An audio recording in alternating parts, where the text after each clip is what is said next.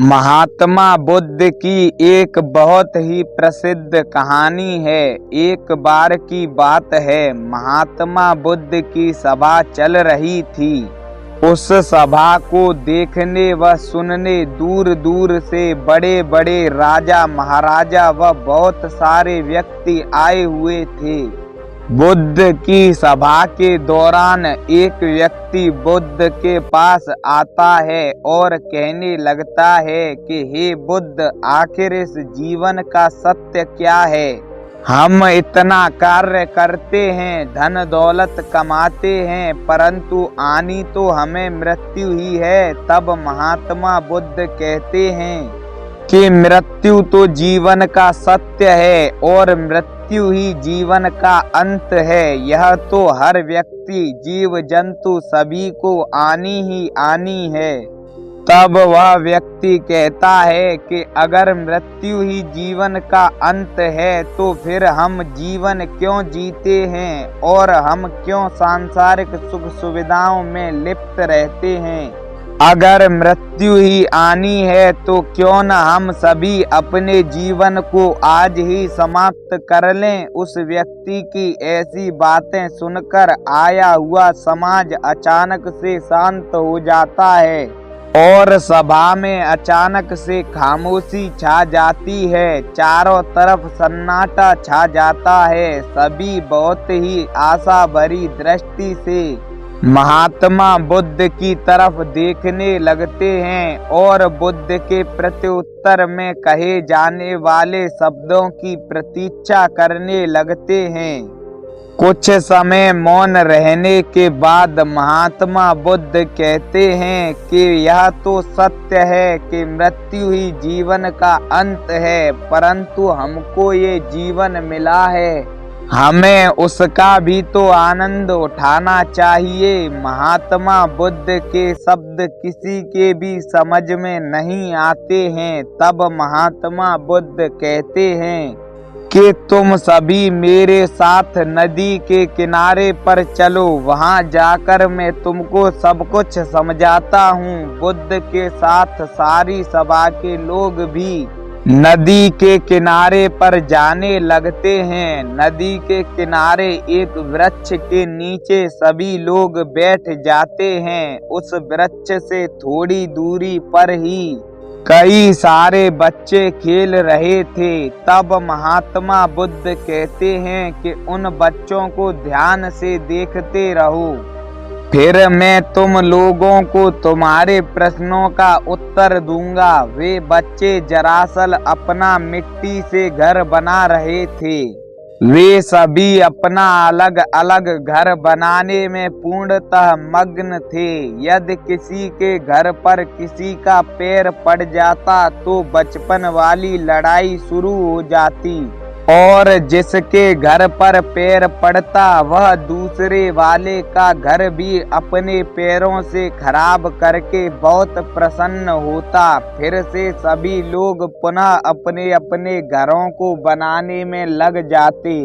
बुद्ध के आदेश से सारा समाज उन बच्चों को ध्यान पूर्वक देख रहा था। फिर उनमें से एक बच्चे का घर खराब बन जाता है, जिस कारण वह अपने घर को स्वयं तोड़ देता है एवं अपने घर को तोड़ने के पश्चात वहीं पर बैठकर रोने लगता है। धीरे धीरे दोपहर से संध्या होने लगती है, परंतु वे बच्चे अपना अपना घर बनाने में पूर्णतः मग्न रहते हैं, जिस कारण उनको दिन का पता ही नहीं चलता। फिर उन बच्चों के पास एक औरत आती है और कहने लगती है कि चलो, अब रात्रि हो रही है, अब घर चलो।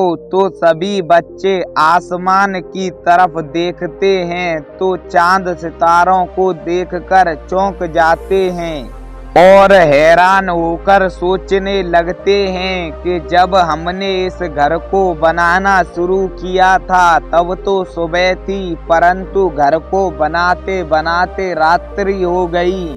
फिर उन बच्चों की माता चिल्लाने लगती है कि आते हो या नहीं। तब वे बच्चे अपनी माँ की आवाज सुनते ही अपने द्वारा बनाए गए घर को अपने ही हाथों से तोड़ने लगते हैं। परंतु एक बच्चा अपने घर को नहीं तोड़ता है तो और सभी बच्चे मिलकर उसके घर को तोड़ देते हैं और हंसते हंसते अपने घर वापस चले जाते हैं। तब बुद्ध कहते हैं कि अब तुम्हारी समझ में आया कि जीवन का महत्व क्या है।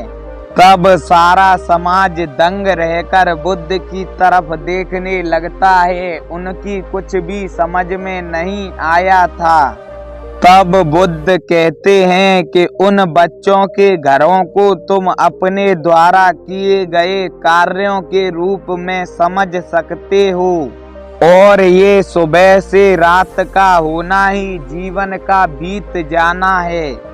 जिस प्रकार वे बच्चे अपने अपने घरों को बना रहे थे जबकि उन्हें पता है कि इनको छोड़कर जाना पड़ेगा, उसी प्रकार हमारा जीवन है। हम भी सारे कार्य करते हैं जबकि हमको पता है कि हमको यह जीवन छोड़कर जाना है। और जिस प्रकार वो बच्चे अपने घरों का आनंद ले रहे थे उसी प्रकार हमें अपने जीवन का आनंद लेना चाहिए। जिस तरह उन बच्चों को पता नहीं चला कि सुबह से संध्या कब हो गई, उसी तरह अगर हम अपने जीवन को आनंद पूर्ण बिताएं तो हमें भी पता नहीं चलेगा कि हमारा जीवन अंत के नजदीक कब आ गया। तभी एक शिष्य कहता है कि हे बुद्ध, फिर वह बच्चा जिसका घर बेकार बना था उसको अपना घर क्यों तोड़ना पड़ा और फिर वह अपने घर को तोड़कर वहीं बैठकर क्यों रोने लगा था। तब बुद्ध कहते हैं कि दरअसल उसका घर बेकार नहीं बना था, उसको अपने द्वारा बनाया गया घर अच्छा नहीं लग रहा था, जिस कारण वह अपने घर को तोड़ देता है। उसी प्रकार यदि किसी व्यक्ति को अपना जीवन का बहुत कष्टप्रद दिखाई देता है तो वह सोचता है कि मृत्यु को पाकर सारे कष्ट दूर हो जाएंगे, परंतु ऐसा नहीं है। अपने जीवन को नष्ट करने के पश्चात उसी बच्चे की तरह रोना पड़ेगा। अंत में एक शिष्य कहता है कि हे बुद्ध, वह बच्चा जो अपना घर तोड़ने नहीं दे रहा था फिर भी उसका घर सबने क्यों तोड़ दिया। तब बुद्ध कहते हैं कि उसी प्रकार जिस प्रकार कोई व्यक्ति यह सोचता है कि मैं कभी भी नहीं मरूंगा और वो अपने जीवन को बचाने का प्रयत्न करता है, परंतु मृत्यु तो परम सत्य है, आती है और उसे अपने प्राण त्यागने पड़ते हैं। अर्थात इस संपूर्ण कहानी का उद्देश्य है कि जीवन का परम सत्य मृत्यु है। जब तक हमें अपना जीवन बहुत ही आनंद से जीना चाहिए जब तक कि हम मृत्यु को न पालें।